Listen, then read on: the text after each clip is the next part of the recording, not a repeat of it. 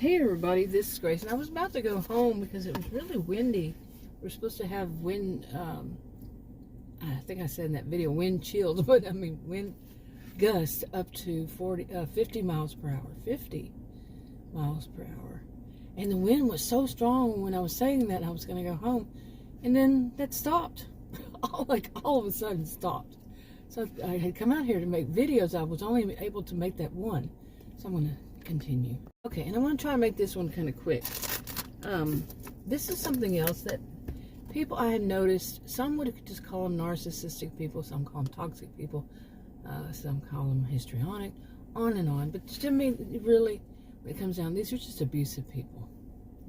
Okay, and they find people who find ways just to, or people who find ways just to show superior, try to prove that they're superior somehow, that they're the boss, that they are, like I said, higher on the totem pole. I don't play that game, and all that kind of stuff.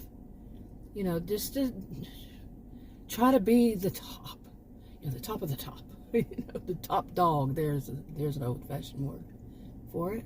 And something like this, there could be, say you're in a marriage relationship where you live with the other person, and at first, it goes okay, and yes, I know there's a term for that. I don't like that term that some people use, but anyway, once the true colors start coming out, another old-fashioned term, things start happening like might. In this kind of situation, they do. I'm talking about the kind of situation that does. That the person just, the one who we would call the victim, they are not allowed to have anything that they can complain about, period. The other person, the one who's the abuser, will not allow them to complain about anything. And that doesn't mean to complain about them. It means to complain about anything. Anything outside of the marriage, outside of the two people there. Anything. You have to complain about, I don't know, it could be anything, like it's windy outside.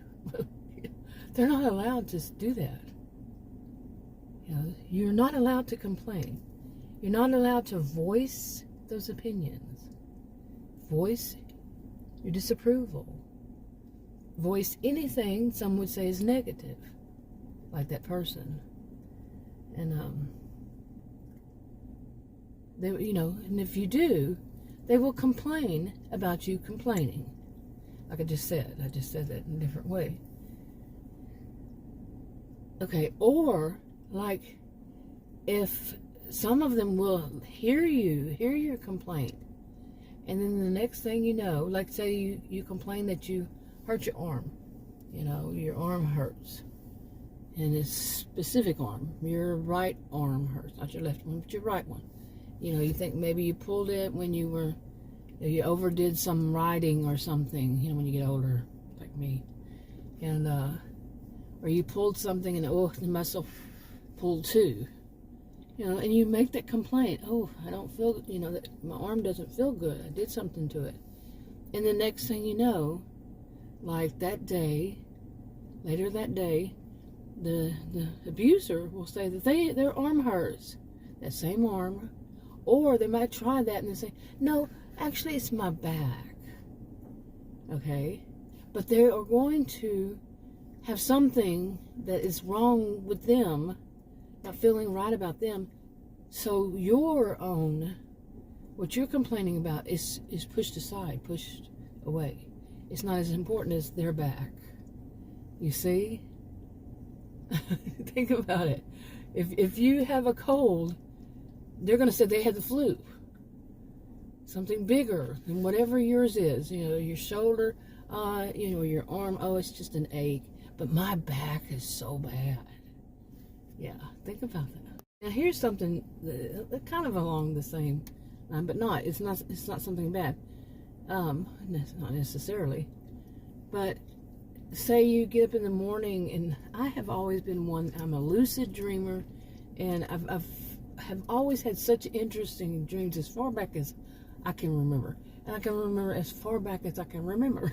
I said that wrong. But there was one of my siblings just couldn't stand it. I don't think she had dreams.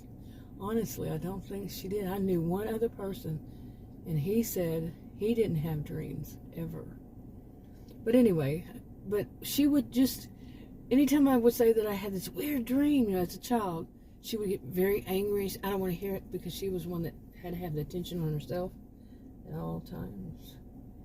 Anyway, here's another one. That other one. When you get older, and there's somebody, somebody in your household. It could be your adult child if you have adult children, or your parents, or you're in that, what do they call it, the sandwich generation, when you're taking care of your parents plus you're taking care of your kids, and you're in the middle. You're both the daughter and the mother. You're taking care of your parents, and like I said, you're taking care of your children, who can be adults. And so you got all this going on in your life, and say you just tell them, like me, I have dreams, and I like to talk about them, because I am so active in my dreams. I'm active in my life, but I'm so active doing other stuff. Totally different, like a totally different person in my dreams, and just I go exploring a lot in my dreams. I used to do that when I was younger, so yeah. And but I would tell them if there's something, something really weird that happened in my dream. I would say it.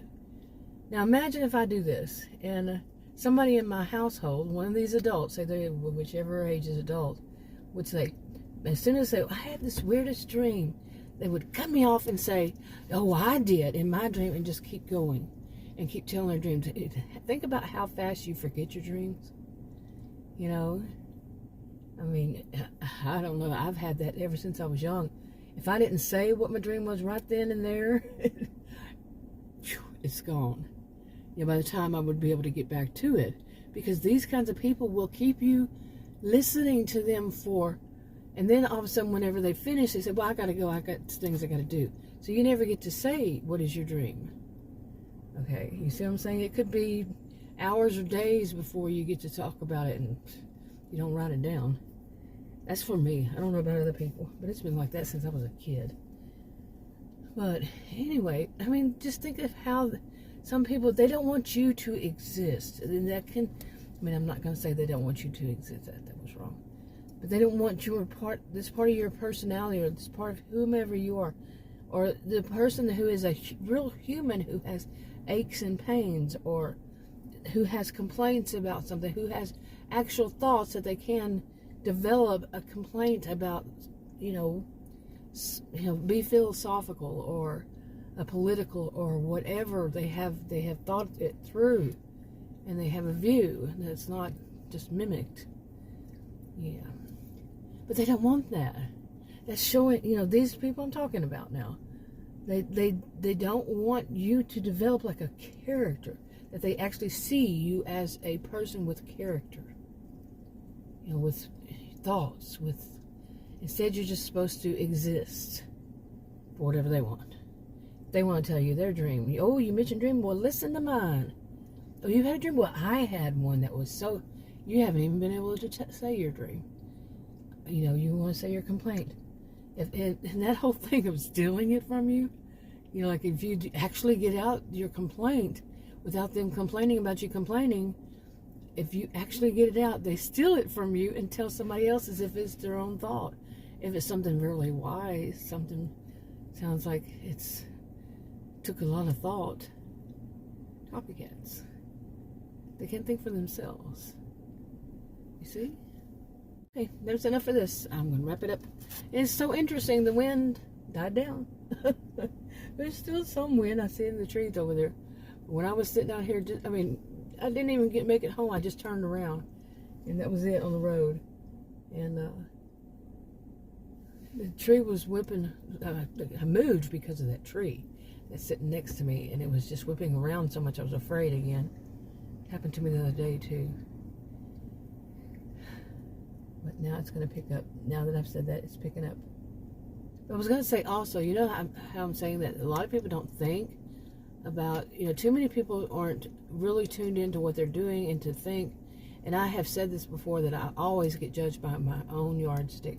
I cannot think of anything I've ever had an opinion on and didn't wind up getting judged on it just like right after.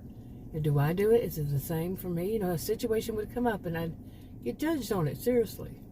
Okay, but I was going to say this real quick, and it hasn't made it real quick.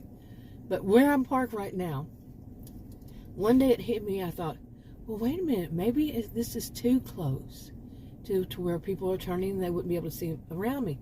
Not true. And it really bothered me that maybe this is what would it be. Now, you wouldn't see it. You would see it closer than I would see it from where I'm actually sitting and seeing it.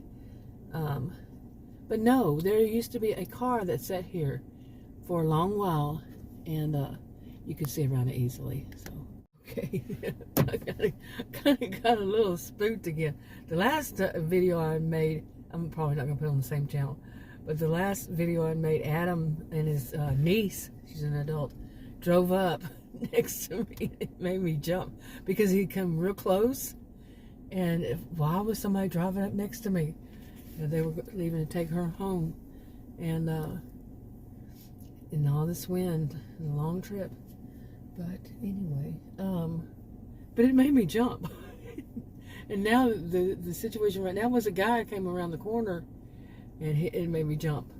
So always be aware. That's what I was taught.